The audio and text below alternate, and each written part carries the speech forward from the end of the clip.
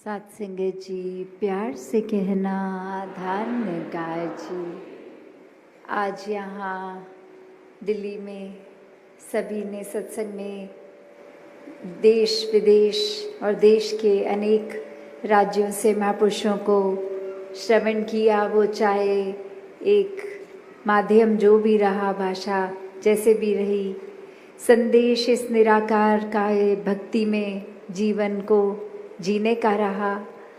और यही पिछले 2 दिनों से भी एक समालखा में चाहे ये मीटिंग रूप रहा था, जहाँ सभी एडमिनिस्ट्रेशन से जुड़े हुए आए भक्त, और वहाँ भी कुछ चीज़ों की क्लैरिटी होती रही। पर साथ ही ये फोकस पॉइंट सभी को बार बार कहा गया कि सबसे पहले कि संतों की सेवाओं के लिए जो एक रूप है उसमें सेवा दे रहे हैं, तो खुद को भी हर समय संतों का दास ही माने। एक भाव कुछ और ना बन जाए, कोई खुद को किसी तरह से संगत से अलग ना समझें, सभी संगत की सहूलत के लिए।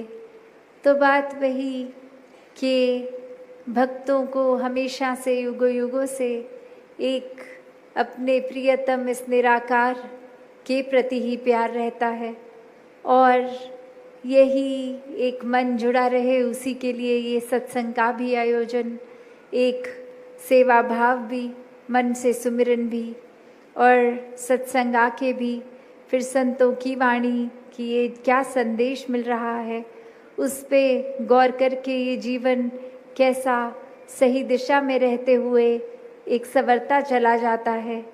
एक अच्छी चीज़ों को अपनाते हुए एक ये पॉजिटिव तरफ ही जीवन का विस्तार होता रहता है, ये निराकार पे मन लगा रहता है।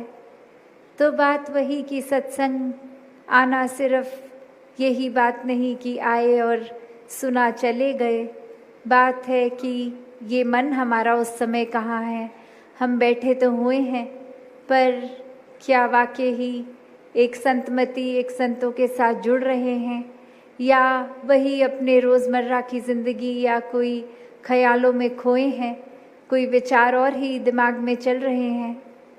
तो ये मन तो अपना चंचल रूप बनाए रखता है, ये स्थिर होना पसंद नहीं करता। पर ब्रह्म ज्ञान से, ये चेतनता से, इस निराकार स्थिर के अंदर टिककर ही मन को स्थिर किया जा सकता है। वरना तो पुरातन समय से यही एक चलता आ रहा है। चाहे आज के युग में बोलते हैं डिस्ट्रैक्शन ज़्यादा हैं, पर जब उस तरह से कम भी थी तो भी मन का काम तो यही था, इधर उधर भागना टिकना नहीं, इस निराकार पे केंद्रित कम होता था।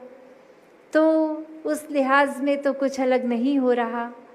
और कैसे संतों ने तब भी अपने आप को फोकस वापस निराकार पे ही, परमात्मा पे ही किया, और आज भी यही एक तरीका है।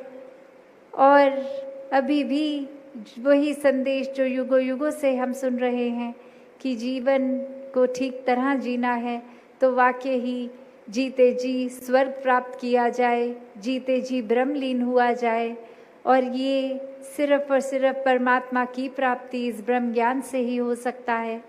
और सिर्फ ले लेना ही काफ़ी नहीं, हर पल इस ब्रह्म ज्ञान पे चलना भी ज़रूरी है।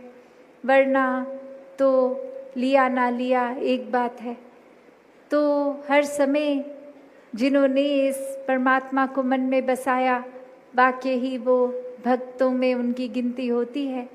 और ये हर एक का अपना मार्ग, अपना रिश्ता इस परमात्मा से, ये फिर एक दूसरे को देखा देखी उस तरीके से नहीं भक्ति होती। ये अपना मन इस परमात्मा के साथ जोड़कर अपना पर्सनल रिश्ता एक बनाया जाता है।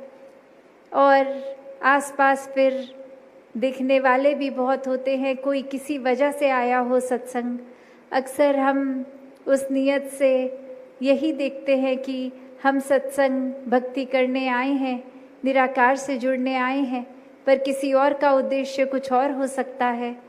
कोई इस वजह से आया हो सकता है कि एक घर से प्रेशर है, एक सब चल रहे हैं तो हम भी